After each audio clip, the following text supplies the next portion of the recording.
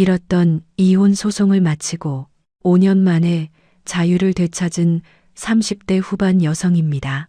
처음엔 이렇게 오래 걸릴 줄은 몰랐는데 이혼하기까지 장장 1년이란 시간이 걸렸네요. 남들은 이혼도 쉽게 잘하는 것 같은데 정말이지 그 사람들은 제 인생에 뭐 하나 도움이 되지 않는 사람들입니다. 제가 이혼한 이유는 순전히 계산을 자기 중심적으로 하는 시어머니 때문이었어요. 아니, 시어머니도 큰 문제였지만 옳고 그름을 판단 못하던 그 사람도 문제였죠.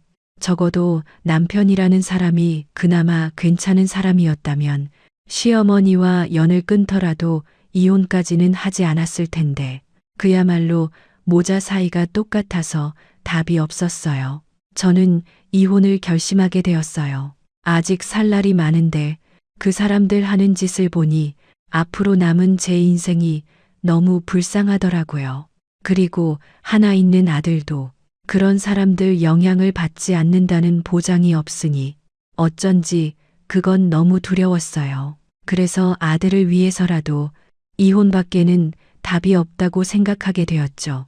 그리고 지금은 시간이 많이 걸리긴 했어도 제가 원하는 조건으로 이혼이 잘 마무리되어 기분이 크게 나쁘진 않은데요. 너무 신난 마음에 제 사연을 마지막 제 이혼 피날레로 공개할까 합니다. 혹시 지금 이 사연을 전 시어머니가 듣고 있다면 당신이 얼마나 말도 안 되는 짓으로 사람을 괴롭혔는지 아셨으면 좋겠네요. 그럼 바로 제 이야기를 시작해 볼게요. 저와 전 남편은 소개팅으로 만났어요. 사실 전 남편이 저보다 3살이 어려서 저는 소개팅 제의가 들어왔을 때부터 별로라고 생각했는데요. 하필이면 소개팅을 주선한 사람이 제 직속 선배이자 직장 상사라 연이어 거절하기 뭐해서 한 번만 만나보기로 했어요. 자기 후배인데 사람이 정말 괜찮은 것 같다며 저한테 자꾸 만나보라고 하더라고요. 그래서 정말 얼굴만 보고 제 돈으로 차 한 잔만 마시고 일어날 생각으로 소개팅 자리에 나갔는데 어이없게도 눈이 맞아버린 거예요.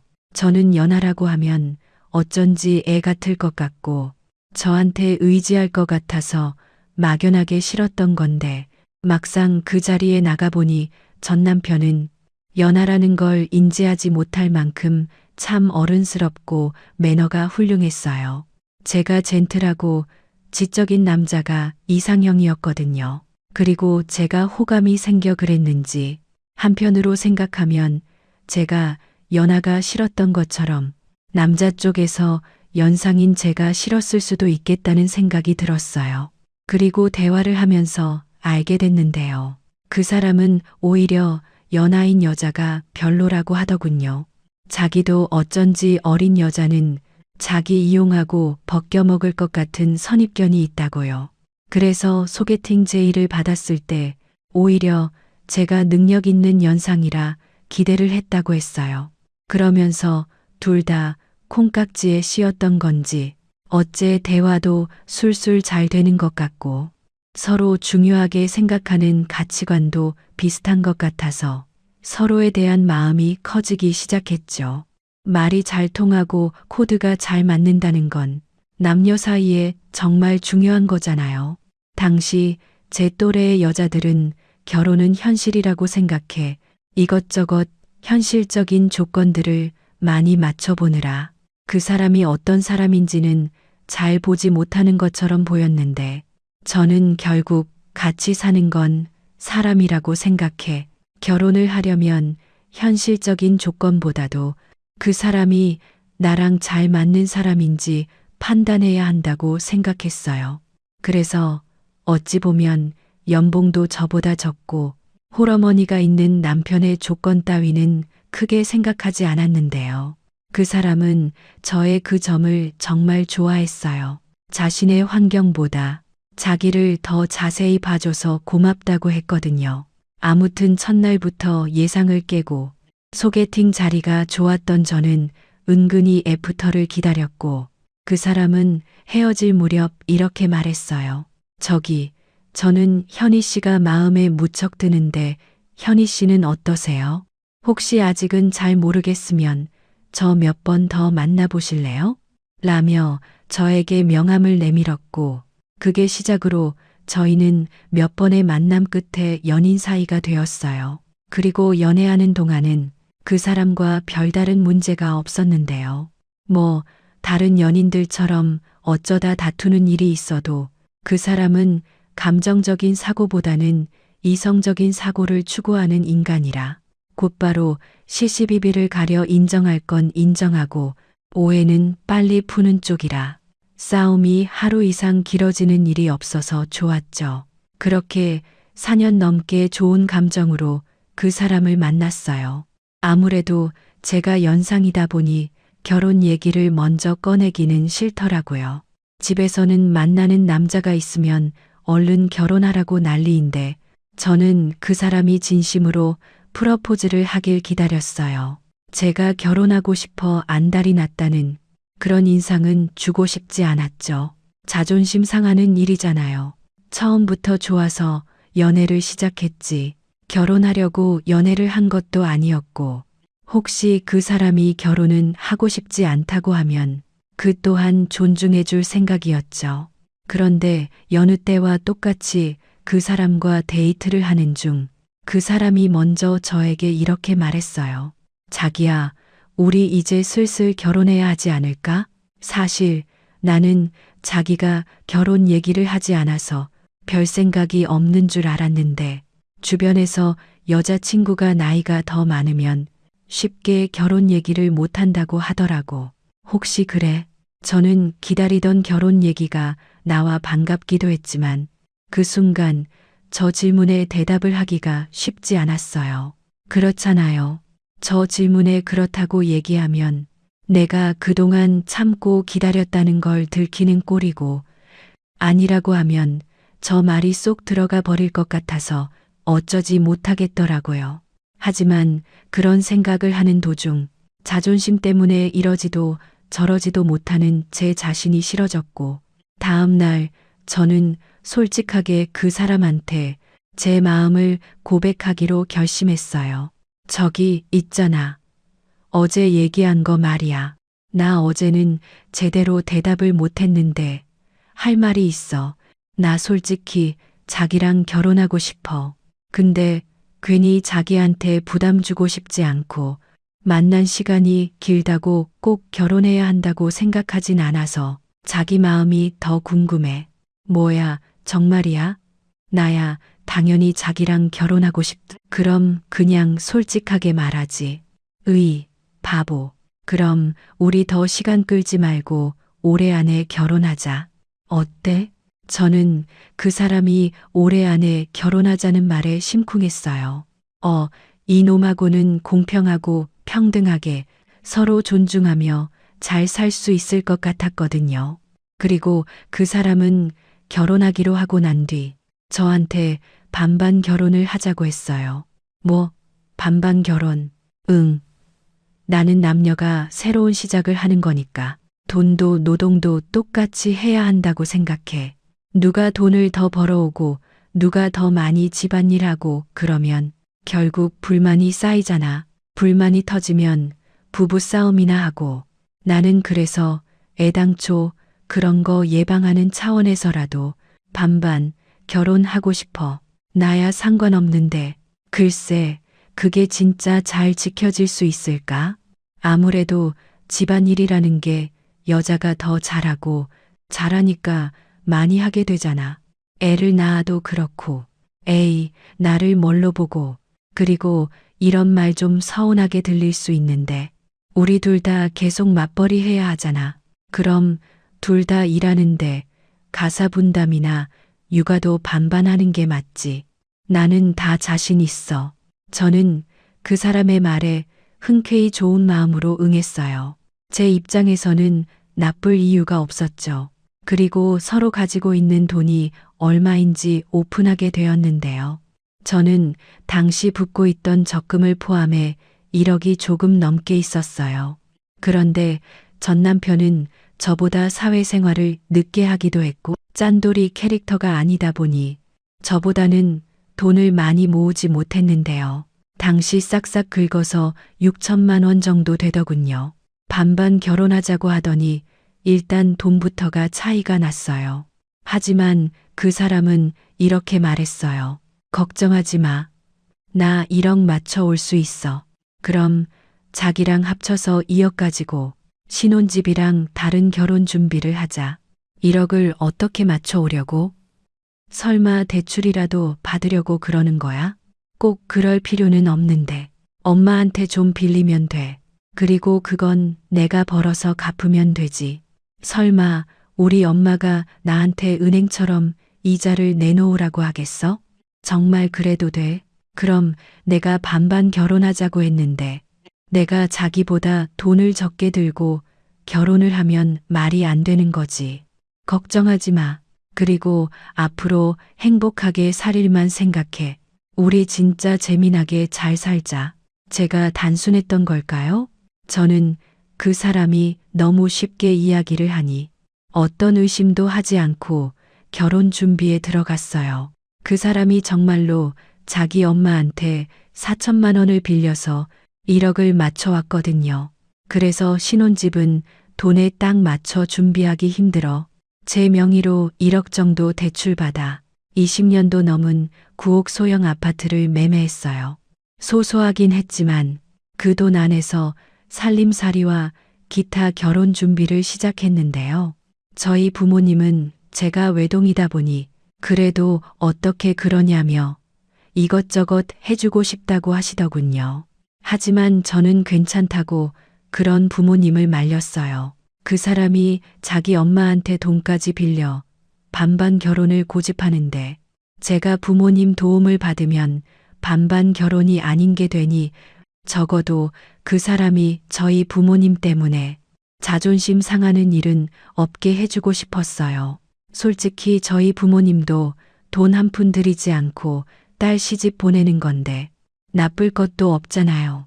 그렇게 결혼식을 무사히 올리고 빠듯한 돈의 신혼여행은 대만으로 4박 5일 짧게 다녀왔는데 그때까지는 모든 게 우리 생각대로 척척 흘러가는 것 같았고 그래서 앞으로가 더욱 기대가 됐었는데요. 딱 한 가지 제 마음처럼 되지 않은 게 있었어요. 바로 시어머니와의 사이였죠. 시어머니는 결혼 전까지는 별다른 간섭이나 잔소리 같은 게 전혀 없었는데 제가 신혼여행 다녀오고 나서는 이것저것 간섭하기 시작하셨어요. 남편이 집안의 막내거든요.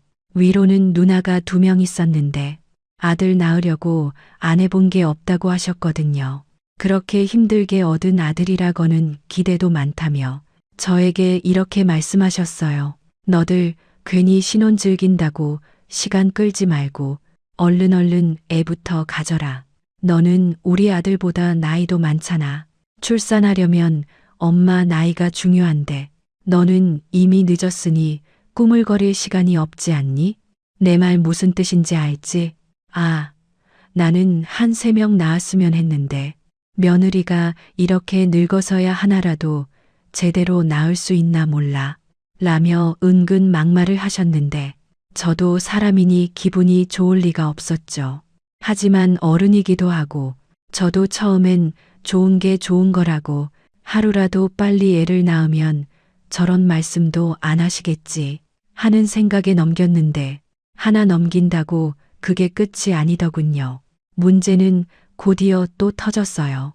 그때는 집들이 때문에 감정 상하는 일이 있었죠. 시어머니는 현재 통영에서 건어물 장사를 하십니다. 반면 저희 친정은 저희 신혼집과 같은 서울이었는데 집들이 날짜가 문제였어요. 저는 솔직히 저희 일정에 2집이 맞추는 거라고 생각하고 있었는데 시어머니가 바쁠 때라고 하시면서 그럼 다음 달 첫째 주주말로 하자라고 하셨고 저희 친정은 아무 때나 상관없다고 하셔서 시어머님이 좋다고 하신 날짜보다 2주 전에 하게 됐어요. 하나밖에 없는 자식 결혼시켜 놓고 허전했는데 자주 놀러 오고 싶다면서 저희 아빠가 그놈한테 비싼 명품 지갑도 사주시고 아주 화기애애한 분위기 속에 집들이를 마쳤죠. 지역이 가까우니 주무시고 갈 필요도 없으셨고, 그리고 대망의 시어머님이 저희 집에 오신 날에는 시집간 두 형님네 식구까지 함께 오셔서 집안이 사람으로 꽉 찼는데요. 모처럼 시어머님이 서울까지 올라오신 거라서 남편도 두 형님도 표정이 좋더라고요. 게다가 아무래도 시어머니시니 2주 전 저희 가족 집들이 때보다 더 많은 음식과 좋은 걸로 준비를 했는데 그때 시어머님이 저에게 이렇게 물으셨어요. 네가 이것저것 준비하느라 수고 많았다. 오늘 드디어 내가 아들, 딸들 다 모아놓고 푸짐한 집들이 하는구나. 뭐료? 좋아해 주셔서 저도 좋아요, 어머니. 그래. 근데 내 친정 식구들 집들이는 언제 하니? 아, 저희 부모님은 지지난주에 왔다 가셨어요. 뭐? 지지난주? 그럼 친정 식구들 집들이는 이미 했다는 거냐? 시어머님은 한순간 표정이 딱딱하게 굳어지시더니 정색까지 하며 저한테 말씀하셨어요. 그리고는 점점 흥분하는 듯 목과 귀까지 빨개지시며 언성을 높이기 시작하셨는데요. 그때는 솔직히 무섭기까지 하더라고요. 아니, 어떻게 네가 개념이 없냐? 아무리 친정 부모가 서울에 살아서 시간이 널널하다고 해도 찬물도 위아래가 있는데 시댁이 먼저지. 어떻게 내 친정 부모를 먼저 불러서 집들이를 할 수가 있어? 여긴 내 아들 집인데. 네? 무슨 말씀을 그렇게 하세요? 왜?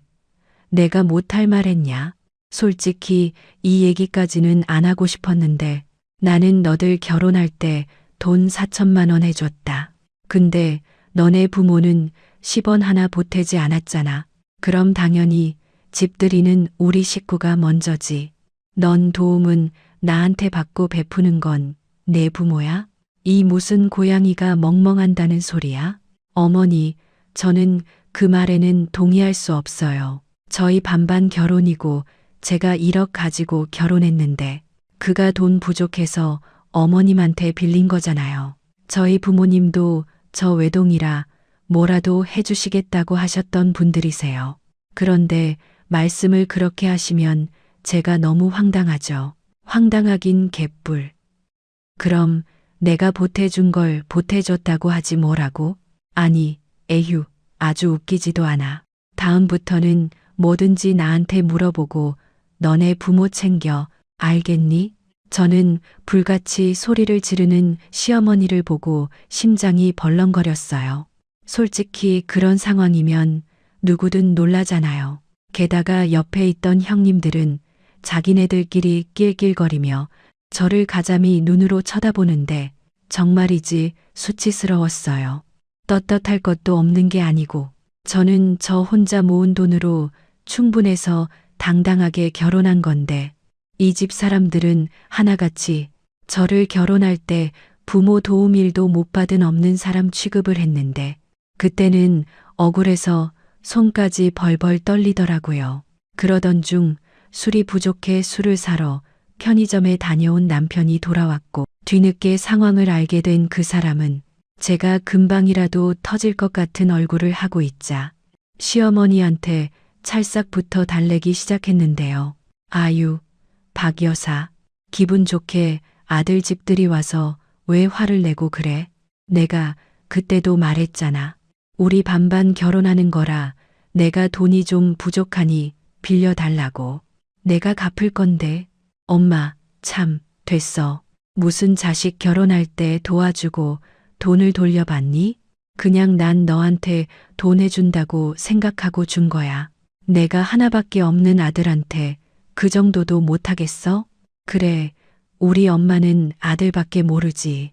우리 결혼할 때는 1,000만 원 혼수해주면서도 손 벌벌 떨었는데 아들한테는 한없이 너그럽지. 뭐야, 기집애들이 돈 1,000만 원씩 해줬으면 많이 해줬지 뭘 그래. 아유, 속 시끄러워. 시어머니는 그렇게 속이 탄다며 냉수를 벌컥벌컥 들이키셨어요. 그리고 저는 억울한 마음에 눈물도 찔끔 나왔는데 이제 막 결혼해서 한 달 정도밖에 지나지 않았을 때 일이다 보니 앞으로 나는 어떻게 되는 건가 결혼한 걸 후회했어요. 그러니 괜히 남편한테 모든 원망의 화살이 다 돌아갔고 시어머니는 시어머니대로 기분 나쁘다며 저희 집에서 주무시지도 않고 둘째 형님 집으로 가셨어요. 그날 결국 남편과 대판 싸우게 됐어요. 자기는 어머님한테 어떻게 말을 했길래 어머님이 저러죠? 이럴 거면 반반 결혼 타령을 하지 말았어야지. 각자 1억씩 하자고. 자기가 부족한 거 빌려서 채워온 거잖아. 그야 그렇지만 엄마가 자기는 그냥 우리 결혼하는데 보태준다는 마음으로 하셨다는데 내가 그 부분은 어떻게 할 수 있는 게 아니잖아. 막말로 갚을 필요도 없다고 하는데 우리 입장에서는 땡큐 아닌가? 왜 우리야? 그건 자기한테 해당되는 일이지. 이럴 거면 왜 반반 결혼하자고 했어? 아니, 다 자기 주변 사람들한테 우리 반반 결혼했다고 으스대면서 말하고 다니잖아. 근데 어머님이 저러시면 우리가 반반 결혼한 게 맞아? 이러면 나만 이상한 사람 되는 거지. 뭘 또 그렇게 세세하게 따져.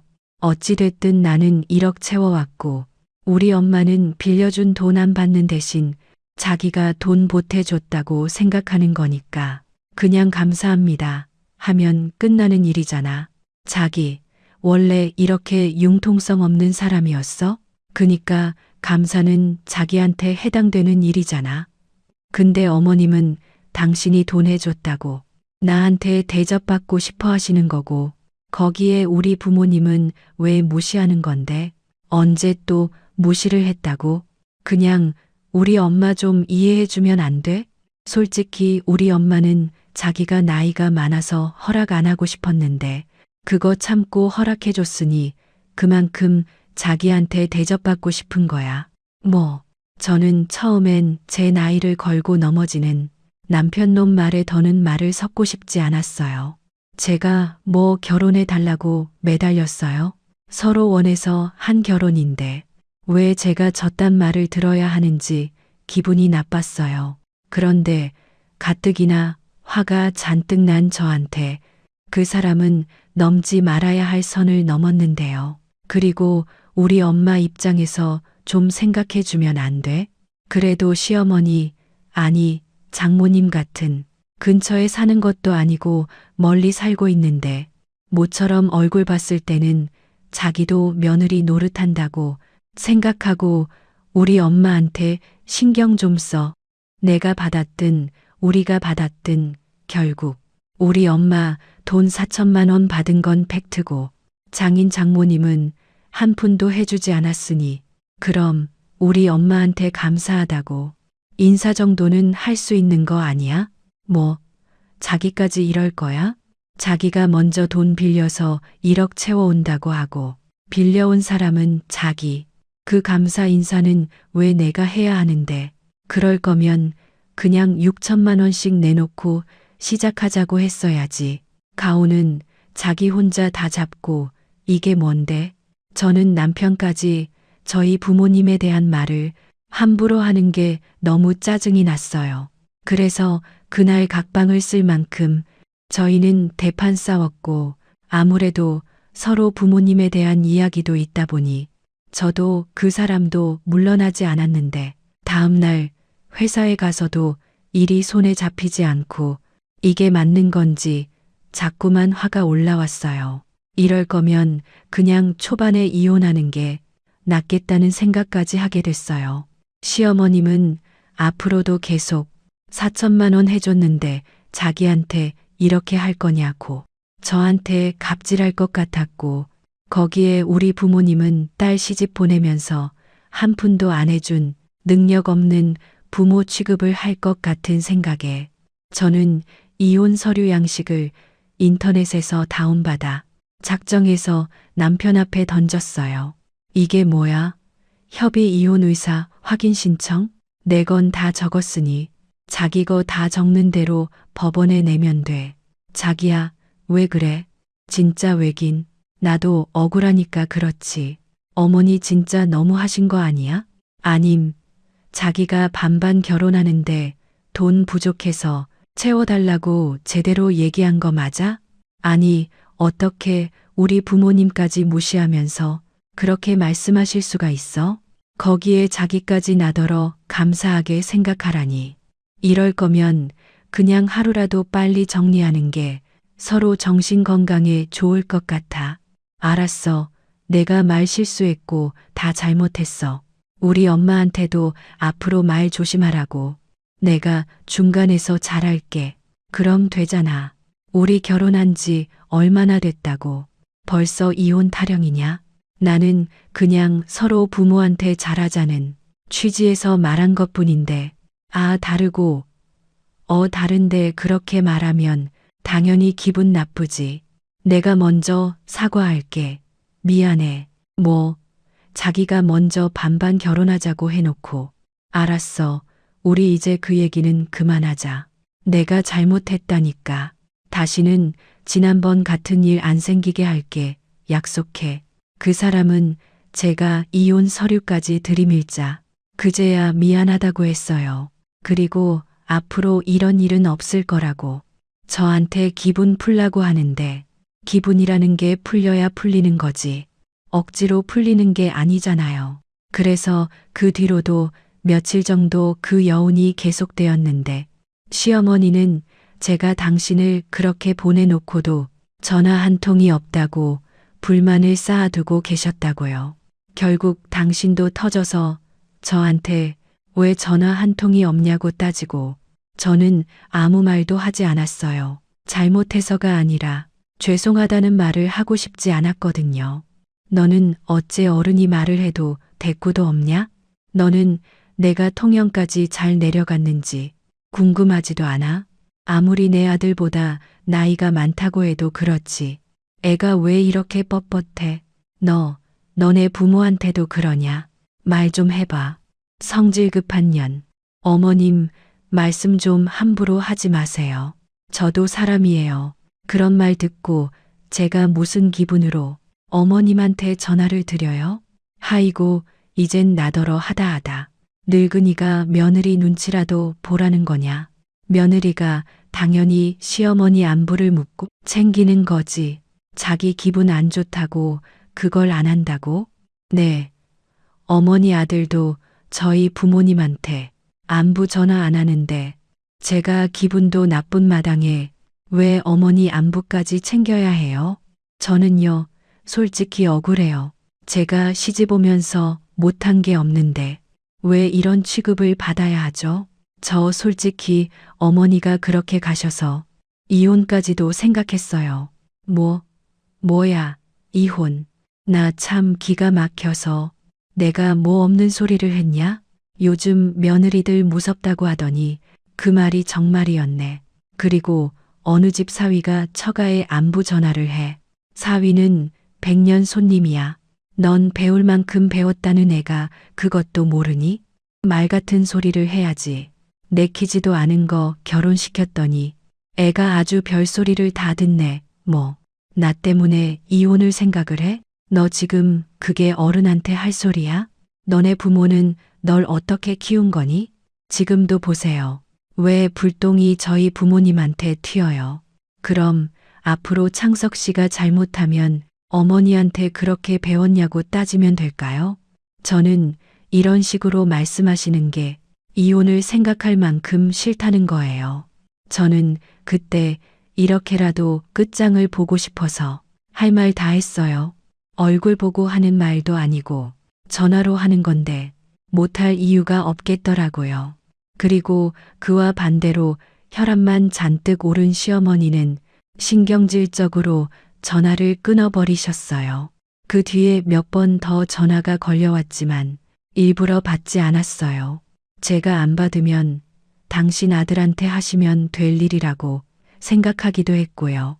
그러면서 이것도 서로 기싸움하는 거라고 생각하며 앞으로를 위해서라도 참지 말자고 다짐했는데 막상 첫 단추부터 망했다고 생각하니 스트레스를 좀 받긴 했지만 조금씩 편해지더군요. 잘 보이려 애를 쓰지 않아도 되고 그 먼 시댁을 가야 하나 고민하지 않아도 되니 그 점은 뭐 나쁘지 않았어요. 그러면서 아이러니하게도 제 결혼 생활은 자리가 잡혀갔죠. 반반 좋아하는 남편과 가사 일도 반반씩 나눠서 하고 돈 관리도 반반씩 공평하게 하니 정작 남편과는 아무 문제 없이 잘 지낼 수 있었어요. 하지만 그나마 믿었던 남편과의 관계도 제가 아이를 낳으면서부터는 하나둘 문제가 생기기 시작했고 제가 육아 휴직을 하면서는 정말 더러운 꼴 많이 봤는데요.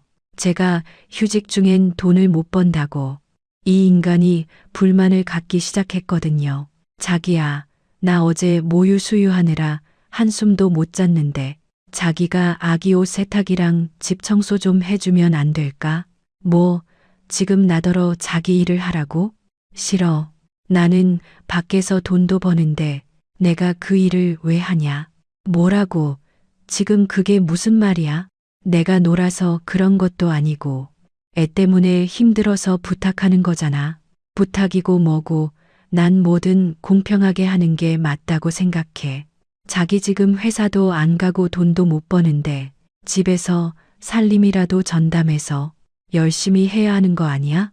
왜 나까지 끌어들여? 자기 말 진짜 이상하게 한다. 애는 뭐 나 혼자 낳았어? 밖에 나가서 사람들한테 물어봐. 신생아 옆에 끼고 24시간 보는 게 편한지, 회사 나가서 일하는 게 편한지, 언제는 육아도 자신 있다며? 그야 자기가 육아 휴직 안 했을 때 일이고, 지금은 아니잖아. 그럼 자기도 밖에서 못 버는 만큼 집안일을 더 해야지. 나는 뭐든 공평한 게 좋아. 손해보는 거 싫다고. 저는 저놈의 손해보는 게 싫다는 말에 속에서 불이 나서 아기 똥 기저귀를 그 사람 면상에 던져버렸어요. 다른 남자애도 아니고 지애를 낳아서 키우느라 잘 먹지도 못하고 잠도 못 자면서 힘들게 살고 있는 와이프한테 저게 할 소리니까. 이럴 거면 애당초에는 낳지 말자고 했어야죠. 그런데 시어머니도 그렇고 남편 놈도 제 나이가 많다며 하루라도 빨리 애를 낳아야 한다고 성화를 부려. 저도 서둘러 아이를 가졌는데 이런 취급을 받을 줄 알았으면 저도 그냥 애 안 낳고 편하게 뭐든 반반하면서 살았을 거예요. 그리고요, 이왕 시어머니 얘기가 나왔으니 이야기를 덧붙이자면 시어머니는 정말 똑같은 사람이었는데요. 물론 그 뒤로 사이가 좋았던 적은 없었지만 당신이 맨날 노래 부르던 아들, 손자를 제가 낳았는데 아기 내복 하나 딸랑 사서 오셔서 산부인과에서 아기 얼굴 보고 가신 게 전부였습니다. 그러면서 가끔 저한테 아기 사진만 보내라고 문자만 하실 뿐 제가 혼자 힘들 거라는 건 안중에도 없으셨는데 그쯤 되니 내가 이 사람들한테 이용만 당하는 호구처럼 느껴졌어요. 다행히 친정이 그리 멀지 않아 친정 엄마가 자주 왔다 갔다 하시며 저를 도와주긴 하셨지만 서운한 마음은 지울 수가 없었죠. 거기에 저희 엄마도 사위한테 서운함을 많이 느꼈는데 딸 엄마라면 그렇잖아요. 사위가 자기 딸을 위해주고 말이 나오기 전에 챙겨주고 해야 하는데 이건 뭐 남보다 못하다고 생각하니 저희 엄마가 그 사람 이야기할 때는 한숨부터 쉬시더라고요. 그러니 그때는 누구 하나 감정이 좋을 리가 없었는데 그런 와중에 산 게 가산점이 되었는지 저희 아이가 두 돌이 되었을 쯤 그렇게 바라던 청약에 당첨되었고 저희가 살던 아파트도 시세가 많이 올라 1억 정도는 벌어서 나올 수 있었어요. 그리고 제 계산에 그 차입금으로 그 집에 묶여있던 대출을 다 갚으면 된다고 생각해서 내심 좋았는데요. 9억이지만 위치가 좋았던 점과 여러 동네 호재로 저희가 운이 좋았죠. 그러면서 아파트가 완공되기까지 기다리는 시간이 시작되었는데 왜 그리 그 시간이 길게만 느껴지는지 2년이 20년 같더라고요. 그리고 저희 부모님은 새 아파트에 이사가는 기념으로 집에 여러 가전제품을 바꿔주시겠다고 하셨는데 다른 때 같으면 됐다고 거절했지만 시어머니와 남편 보라고 친정에서 해주시는 것 감사한 마음으로 받기로 했어요. 그러자 이젠 마음이 달라진 건지 남편 놈도 좋아하더군요. 새 집에 가면 어울리는 새 살림을 들여놔야 이사가는 기분이 나올 것 같다며 혼자 좋아 죽는데 저는 유치한 거 알지만 그런 남편 옆에서 공치사를 엄청 했어요. 이에는 이, 눈에는 눈이잖아요. A씨, 이제 그만. 주제가 뭘 알아. 장인 장모님 덕에 새 가전제품 챙기는 거 다 안다고. 그리고 지금 당장 받는 것도 아닌데 뭘 벌써부터 생색이야. 아파트 이사 갈 때 사주신다며. 왜 자기랑 자기 엄마는 우리 집에서 아무것도 안 해줬다고 계속 딴지 걸었잖아. 자기들은 되고 나는 하면 안 돼? 아, 그때 가면 우리 엄마 아빠한테 감사하다고 인사 꼭 해라. 진짜 집요하다. 알았어. 내가 어련히 잘할까. 이렇게 말해놓고 말 바꾸기만 해봐. 나 TV 제일 크고 비싼 걸로 고를 거야. 남편이란 놈은 언제 자기가 반반거리고 공평한 거 좋아했냐는 듯 공짜 밝히는 그런 찌질한 인간이 되었어요. 저 때 감사 인사 꼭 한다고 그랬잖아요. 그거요. 안 했어요. 그리고 점점 이기적으로 변하면서 원래 자기가 하기로 한 집안일도 안 하려고 꼼수를 부리기 시작했는데요. 제가 아이돌 지나고 복직을 하고 돈을 벌기 시작했는데도 남편 놈은 집안일과 육아를 계속 안 하려고 하더라고요. 그래서 왜 이제 나도 나가서 똑같이 돈 버는데 집안일이랑 육아를 분담하지 않냐고 따져 물으니 이 인간이 뭐라고 한 줄 아세요? 자기야 생각해봐. 내가 하는 것보다 자기가 하는 게 훨씬 시간도 짧고 자기 마음에도 들잖아. 내가 해봤자 자기 마음에 들지도 않고 시간만 오래 걸릴 텐데 그럼 비효율적인 일을 왜 해? 나 참 기가 막혀서 언제는 뭐든 반반씩 하자며 가사랑 육아 자신 있다며? 그야 그때는 다 쉬운 줄 알았지. 근데 애도 엄마만 찾지. 집안일은 해도 끝이 없지. 이건 도무지 내가 할 수 있는 일이 아니야. 그럼 각자 더 잘할 수 있는 일을 하는 게 맞는 거 아니야? 뭐? 그럼 묻겠는데 자기가 잘하는 일은 뭐야? 막말로 월급도 내가 더 많이 받잖아. 무슨 말을 또 그렇게 하냐? 그럼 내가 무능해. 나도 어디 나가서 빠지지 않아. 나보다 연봉 좀 높다고 잘난 척하냐? 아니, 각자 더 잘할 수 있는 걸 하자며. 근데 그렇게 따지면 자기가 나보다 더 잘하는 게 없잖아. 그럼 나만 다 해? 아니, 또 말을 그렇게 하냐? 알았어. 정말 더럽고 치사하네. 제가 더럽고 치사하네요. 저는 저런 말을 하는 놈이 더 뻔뻔하다고 생각했어요. 그리고 그 아들의 그 엄마라고 저희가 청약에 당첨되었다는 소식을 들은 시어머니는 득달같이 전화해서 저한테 자기가 저희 결혼할 때 해준 4천만 원을 갚으라고 하더군요. 네? 그때 어머니가 뭘 갚고 그냥 해주신 거라고 하셨잖아요. 그야 그때는 너들 부담 주지 않으려고 그런 거고 너들 지금 사는 아파트 시세도 많이 올랐다며. 이게 다 내가 해준 돈 때문인 건 알고 있는 거지? 그만큼 내 덕을 봤으면 너도 염치라는 게 있는데 다시 돌려줘야지. 내가 이자는 받지 않고 원금만 받을게. 저는 시어머니의 말에 기가 막힌다고 생각했어요. 언제는 갚지 않아도 된다며. 그러니 자기가 우리 결혼할 때 돈 해준 거라고 있는 대로 생색을 내놓고 이젠 자기 덕볼 만큼 봤으니 그 돈을 다시 돌려달라고 하는데 어이가 없어서 허탈한 웃음만 나왔어요. 그리고 듣다 저도 배알이 꼬여 그 돈 돌려드리겠다고 했는데요. 아니, 돈 달라고 할 때는 언제고. 제가 돈 돌려드리겠다고 계좌번호 여쭤보니 불같이 화를 내셨어요. 예, 내가 그냥 해본 소리지. 설마 진짜 내가 그 돈을 받으려고 그랬겠니? 네가 하도 나한테 고맙다고 안 하니까 엎드려 절 받으려고 일부러 그렇게 말해본 거다라고 하시는데 사람 간 보는 것도 아니고 너무 약이 올라서 아니라고 저는 진짜 돌려드리고 싶다고 더 바락바락 됐네요. 그러자 시어머니는 됐다. 이건 뭐 아주 죽자고 덤비는구나. 아휴, 내 팔자야. 너 돈 보내기만 해봐. 하고 전화를 끊어버리셨어요. 저야말로 약이 바짝 올랐어요. 가뜩이나 180도 태도가 바뀐 자기 아들 때문에 스트레스 만땅인데 시어머니까지 저러니 정말 미치겠더라고요. 그리고 남편 놈은 더욱 간이 배 밖에 나와서 제가 일이 늦어져 어린이집 픽업을 부탁하니 그걸 왜 내가 해? 장모님 계시잖아.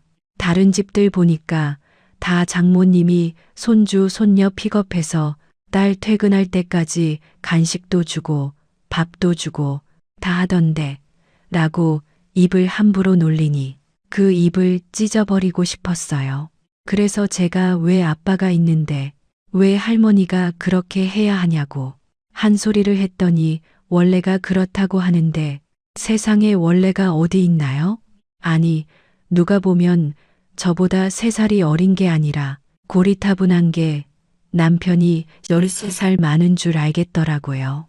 그만큼 그 인간이 저한테 엄마 노릇, 며느리 노릇, 아내 노릇을 강요하는데 그 뒤부터는 어지간하면 말도 섞지 않았어요. 결혼 전에는 결혼한 여자들이 왜 애 때문에 살지, 애 없으면 진작에 이혼했다라고 하는지 몰랐는데 제가 딱 그런 경우였죠. 그때까지 저도 애한테는 그래도 아빠가 필요하다고 생각했었거든요. 그리고 인간은 적응의 동물이라고 무시하고 그냥 너는 너, 나는 나 이렇게 하니 실망할 것도 없고 나름대로 살만했는데요. 그렇게 시간이 지나 드디어 새 아파트가 완공되었고 입주 날짜가 정해졌어요. 얼마나 좋았으면 걸핏하면 그 집 가서 있다 오곤 했다니까요. 물론 그러면서 하자 점검도 꼼꼼히 했고 이곳저곳 치수, 가구와 가전들 배치까지 철저하게 구상하며 입주하는 날만 손꼽아 기다렸는데 시어머니도 새 아파트가 궁금하셨는지 저희 새 아파트에 구경 오고 싶다고 올라오시겠다고 하시더라고요. 솔직히 그때는 시어머니와 묵었던 감정도 풀고 잘 지내고 싶은 마음도 있어서 제가 모시고 간다고 했는데요. 사람이 좋은 일이 앞에 있으니 너그러워진다. 이참에 저도 시어머니에게 점수라는 걸 따고 싶더군요. 그리고 새 아파트에 도착한 시어머니는 이곳저곳 구경하시면서 얼굴에 미소가 가득하셨는데요. 그때는 제 마음도 뿌듯했어요. 저희가 열심히 살아 이런 좋은 아파트를 장만하고 시어머니한테 보여드리는 자리 같았거든요. 사람들이 이래서 아파트 하는 거구나. 전에 집에 비하면 아주 호텔이야. 주변 시설도 좋고 밖에 풍경도 좋고 어쩜 방들도 이렇게 넓게 빠졌니? 특히 안방이 정말 넓고 좋다. 화장실도 좁지 않고 세면대가 밖에 나와 있으니 더 괜찮아 보이네. 근데 여긴 냉장고 자리가 2개네. 너네 냉장고 하나밖에 없지 않니? 아, 그건 저희 엄마가 김치 냉장고 사주신다고 하셨어요. 그리고 사주시는 김에 일반 냉장고랑 김치 냉장고 세트로 같이 해주신다고 하셨는데 그래야 나란히 놨을 때 예쁘다고 하셔서 일반 냉장고도 바꾸려고요. 저는 일부러 친정에서 냉장고 해주신다는 말을 했어요. 그러면서 시어머님도 집 이사하는데 뭐라도 해주고 싶어 그러나 살짝 기대도 했는데요. 만약 그렇다면 거실에 놓을 소파 하나 해달라고 말씀드리려고 했었죠. 그런데 시어머니는 제 예상을 벗어나 뭐하러 멀쩡한 걸 바꿔? 요즘 냉장고 비싼데 그러지 말고 우리 집 냉장고 여기다 넣자. 나 바꾼 지 얼마 되지도 않아서 새거나 다름없어라고 하시는데 이게 무슨 말인가 싶었죠. 그래서 제가 어머니 냉장고는 어머님이 쓰셔야죠. 그걸 저희 주시면 어머니는 어쩌시려고요? 괜찮아요. 저희 엄마가 결혼 전에 아무것도 못 해줬다고 가전들 해주시겠다고 이미 말씀하셨어요. 그 이는 벌써 TV에 달라고 모델명까지 알아왔는걸요라고 말씀드렸는데요. 시어머니는 제 말에 깜짝 놀라며 말씀하셨어요. 뭐, 그놈이 그랬어? 아유, 너무 죄송하네. 요즘 가전 한두 푼도 아닌데, 그러게 너네 결혼할 때 한 푼도 못 해줘서 미안하긴 하셨나 보다. 그래도 그거 다 해봤자 4천만 원은 안 되지. 그놈의 4천만 원. 저는 언제고 그 돈 갚아버리고 지긋지긋한 굴레에서 벗어나자고 생각했어요. 그런데 시어머니는 속으로 당신이 해준 돈으로 저희가 잘 살게 됐다고 생각하시는 건지 마치 자기가 살 집을 보는 것처럼 꼼꼼하게 집을 보고 이 창문, 저 창문 하셨는데 좋게 마음먹었던 제 마음도 슬며시 돌아서더라고요. 잘해드리면 뭐해요. 돌아오는 게 없는걸요. 아무튼 그날은 정말 집 구경이 목적이었는지 바로 통영집으로 내려가셨어요. 원래 처음 마음은 하룻밤 주무시고 가시라고 말하려고 했는데 저도 기분이 나빠져 그 말이 쏙 들어갔죠. 그리고 새 집에 가서는 남편과도 꼬였던 마음을 풀고 잘 지내려 노력할 생각이었는데요. 만약 남편이 계속 저렇게 비협조적인 데다 이기적으로 군다면 그때는 새 아파트에 이사를 온 것과 별개로 정말 이혼까지 고려하고 있었어요.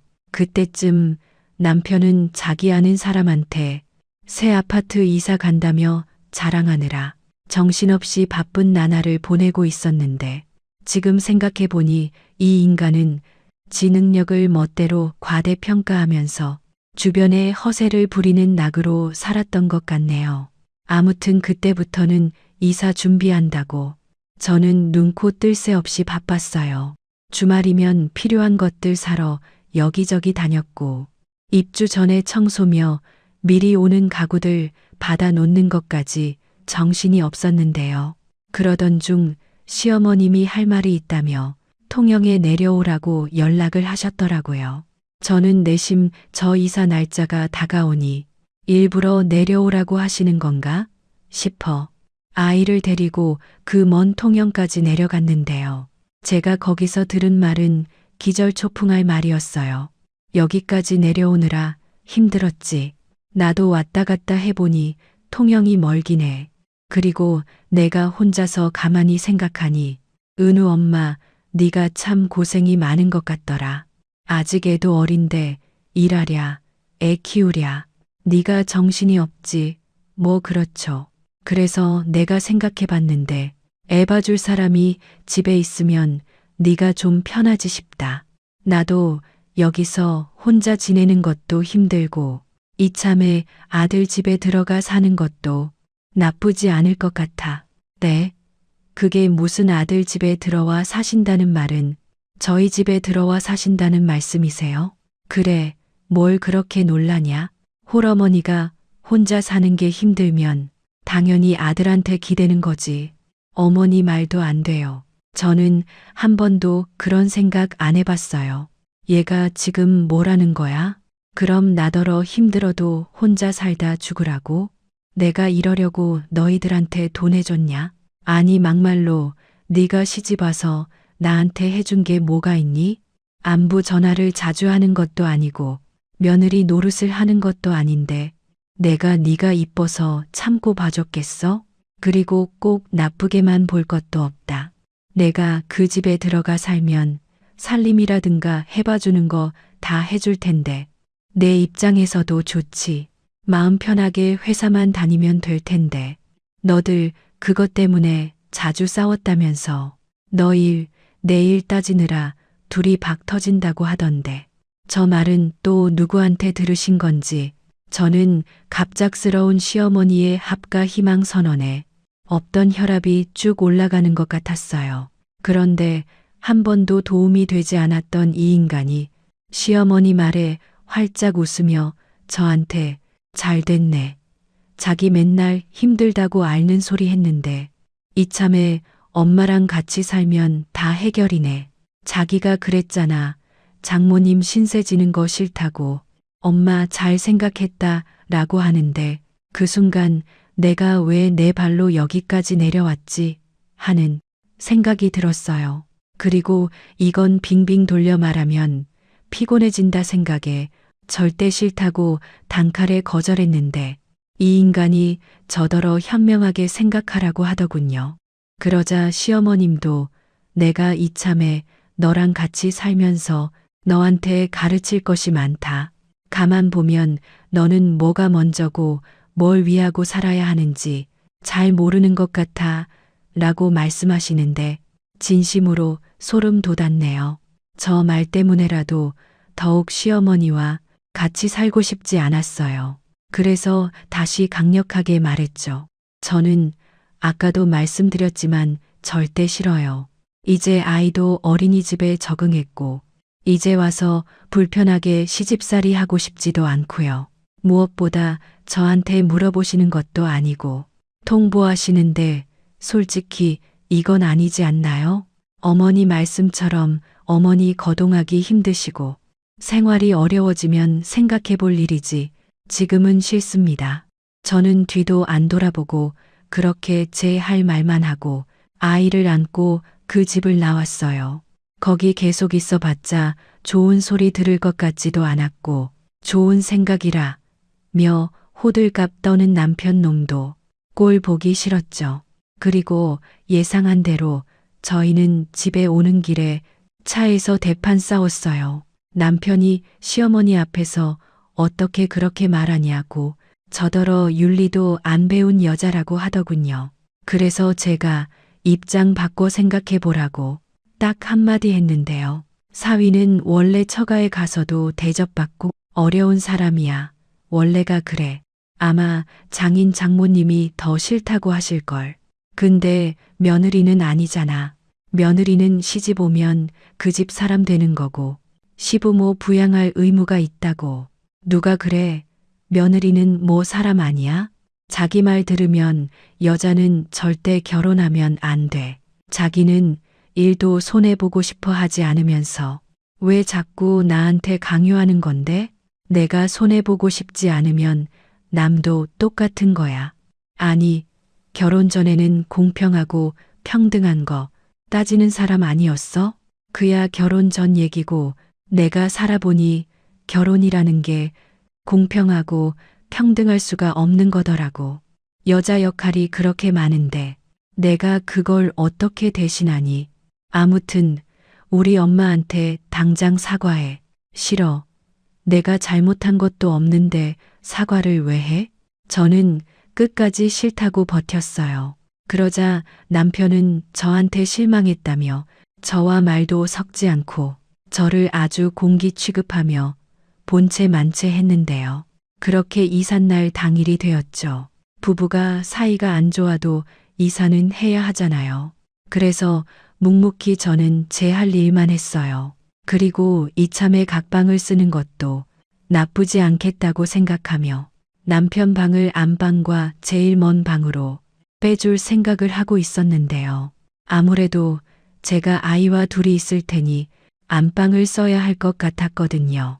그런데 이삿날 아침부터 시어머님이 계속 전화를 하시더군요. 저는 이사 당일 기분 나쁘고 싶지 않아서 전화를 일부러 안 받았어요. 받아봤자 좋은 소리 하실 것도 아니고 나중에 이사 다 끝내고 전화드릴 생각이었는데 한참 밀려 들어오는 짐들로 정신이 없는 가운데 집 현관으로 성큼성큼 들어오는 시어머니의 모습이 보였어요. 정말 그대로 얼어붙을 것 같았죠. 이사 날 아침부터 찾아오실 줄이야. 굳이 새집에 드리고 싶지도 않았죠. 그리고 현관으로 들어온 시어머니는 저를 얄미워 죽겠다는 눈으로 노려보셨는데 이윽고 전혀 다른 얼굴로 이삿짐 나르는 분들에게 바카스 한 병을 돌리며 잘 부탁드린다고 전에 없던 상냥한 미소로 인사를 하고 다니셨어요. 정말 황당했죠. 그리고 그것도 잠시, 곧이어 제가 구상해 놓았던 물건들 배치에 참견을 하기 시작하셨는데요. 그때 당혹감이 글로 표현하기 어려울 지경이었어요. 저기 안방에 들어간 짐들 있잖아요. 그거 전부 저기 끝방으로 옮겨주세요. 안방에는 들어올 짐이 따로 있거든요. 지금 거의 다 왔다고 하니까 서둘러 짐 좀 빼주세요. 네? 기껏 다 옮겨놓은 짐을 다시 빼요? 이러시면 곤란하죠. 저희도 시간이 금인데 미안해요. 우리가 사전 합의를 못 봐서 내가 돈은 더 넉넉히 챙겨드릴 테니 그거 다 빼주시고 도착하는 짐도 좀 올려줘요. 저기 잠깐만요. 어머니 지금 뭐 하세요? 왜 안방 물건을 어머니 마음대로 빼는데? 그리고 뭐가 온다는 거예요? 설마 어머니 짐이 온다는 말씀은 아니시죠? 왜 아니겠니? 당연히 내 짐이 오는 거지. 내가 여기 안방 써. 아무래도 집안 어른이 안방을 쓰는 게 맞잖아. 내가 애도 봐야 하는데. 어머니, 시끄러워. 나는 이미 여기 산다고 말했고, 받아들이고 못 받아들이고는 내 문제다. 너도 양심 있어야지. 여기 내 아들 집이기도 해. 그리고 내 돈 4천만 원 들어갔잖아. 나도 여기 살 자격 있다 이 말이야. 자격이 정말 사골도 아니고 징글징글하네요. 알겠어요. 당장 그 4천만 원 돌려주면 되는 거죠? 그리고 재차 말씀드리지만 저 그 돈 해달라고 하지 않았어요. 어머님 논리라면 어머님이 돈 해주신 게 맞다고 하지만 어머님 아들이 먼저 각자 1억씩 갖고 오자고 해서 저는 모은 돈 1억 가지고 왔고 어머님 아들이 돈이 부족해서 어머니한테 돈을 받아온 거죠.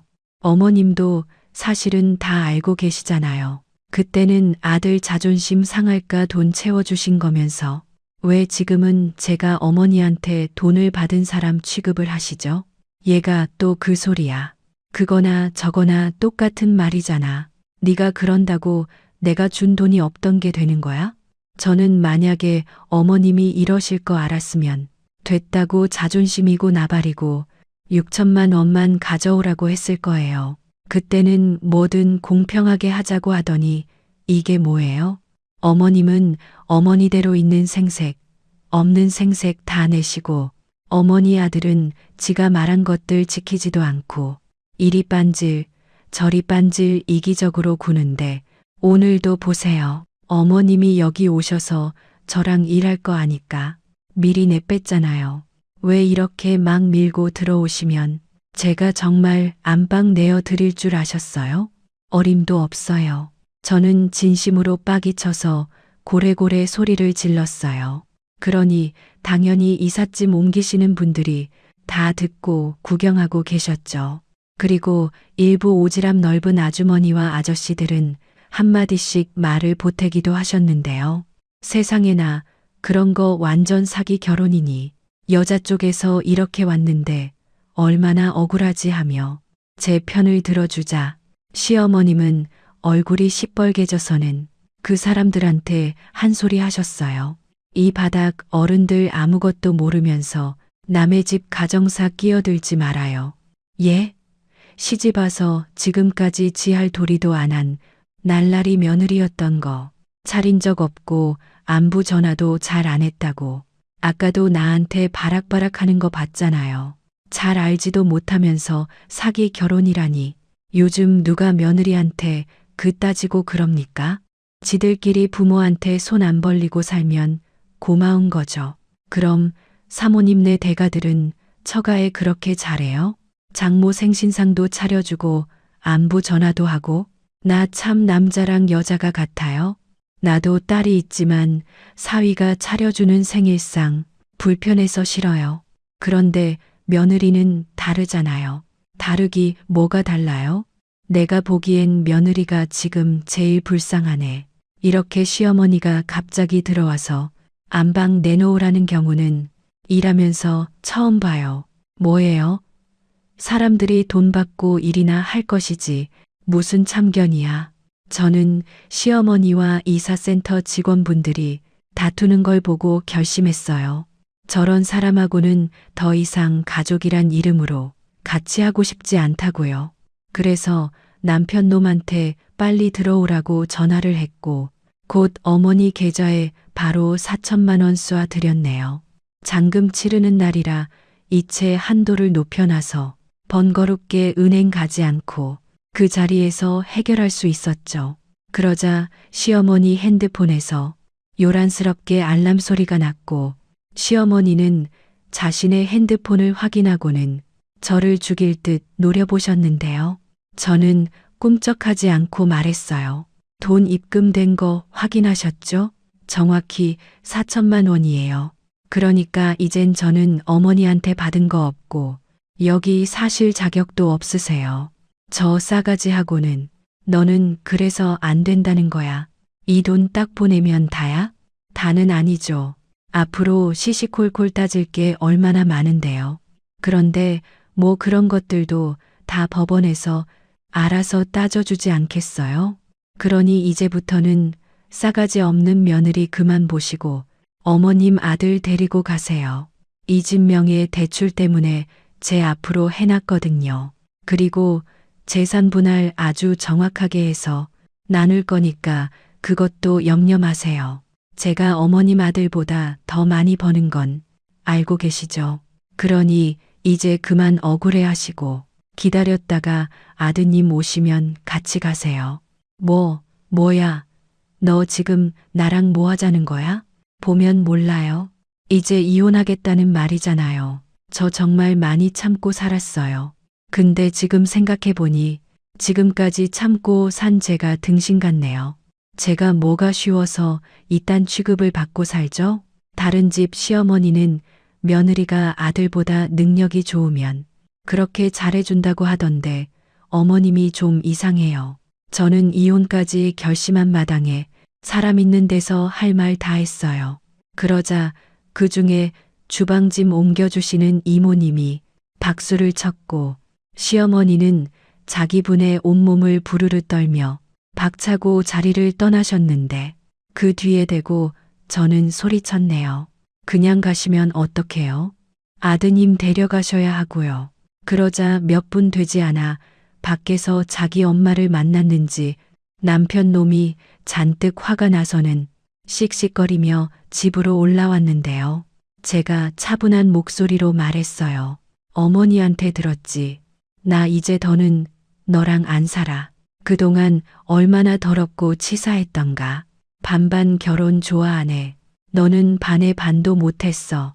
나 네가 받아온 4천만 원 돌려드렸거든.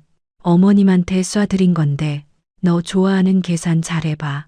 그리고 현명하게 생각하고 깔끔하게 정리하자. 합의 이혼 안 할 거지. 나 내일 바로 변호사 사무실 가서 소송 준비할 거야. 그러니 너도 준비해. 애는 두고 내 엄마 따라가면 되겠다. 재산 분할 정확하게 할 거니까 걱정은 하지 말고. 난 누구처럼 딴소리 하지 않거든. 애는 능력 더 있는 내가 키울 거고 너는 법원에서 정해준 양육비나 낼 생각해. 위자료도 야무지게 챙길 거니까 알고 있고. 저는 그 사람한테 그 사람 짐이든 캐리어 2개를 던져줬어요. 그러자 그 사람 얼굴은 사색이 되어 자기가 왜 나가냐며 도리어 적반하장으로 화를 냈고 저는 그러거나 말거나 캐리어 2개를 현관 밖으로 던져버렸어요. 그러자 자기 짐 가지러 그 인간이 따라 나갔고 저는 현관문을 걸어 잠갔죠. 보조키도 잠그고 디지털 도어락 다 확실히 잠가서 절대 못 들어오게 만들었고 그 사람이 쿵쾅쿵쾅 문 두드렸지만 저는 들은 척도 안 하고 이사센터 분들한테 이야기했어요.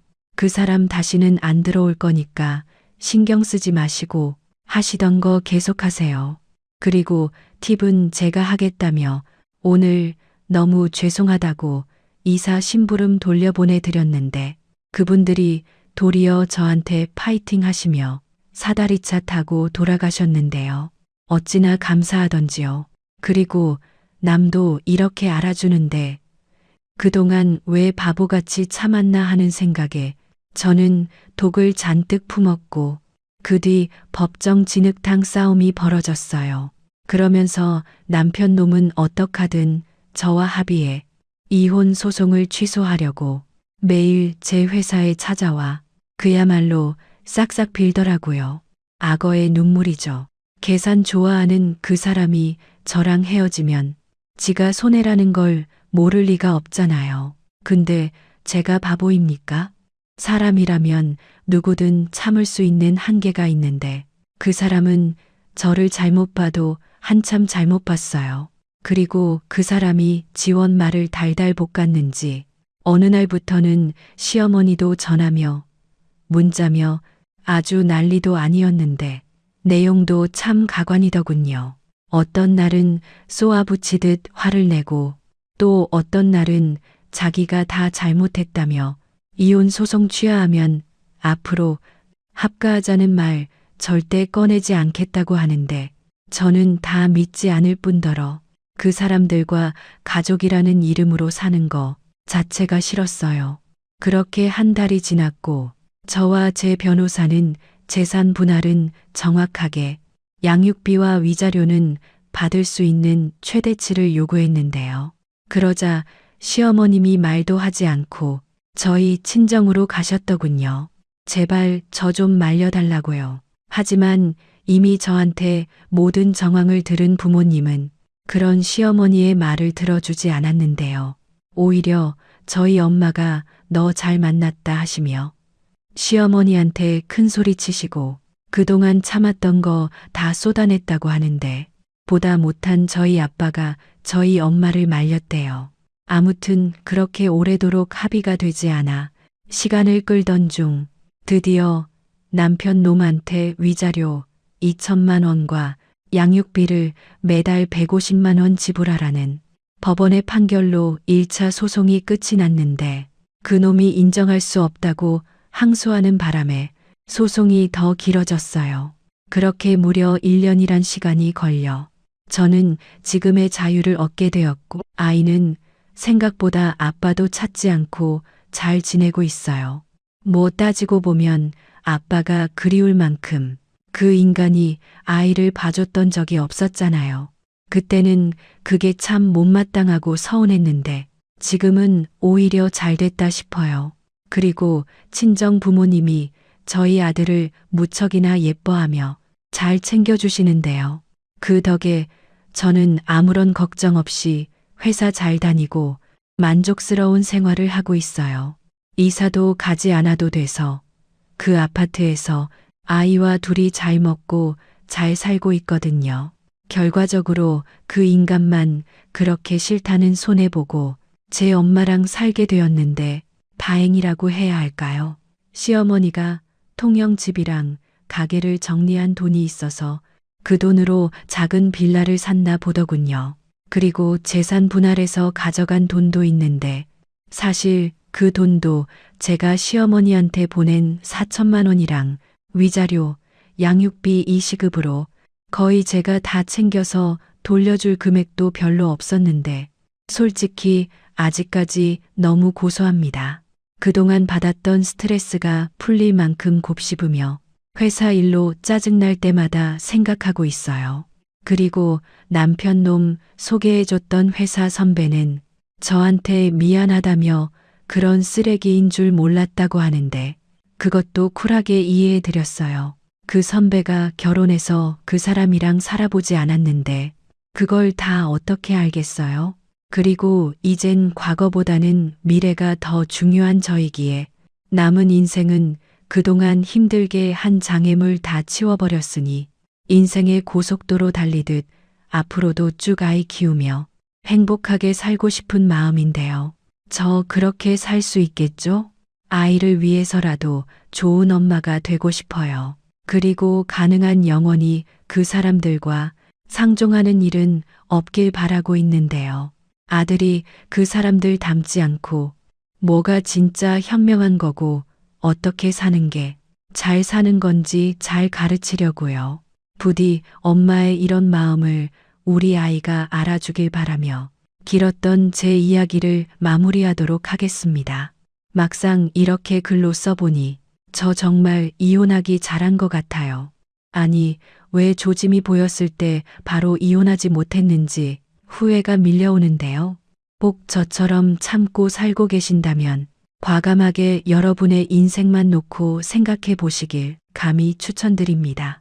의외로 그렇게 생각하면 선택이 쉽더라고요. 그럼 모든 분들이 남편과 시댁 때문에 억울하지 않길 바라며 저는 이만 물러가겠습니다. 제 사연 끝까지 읽어주시고 들어주셔서 감사합니다.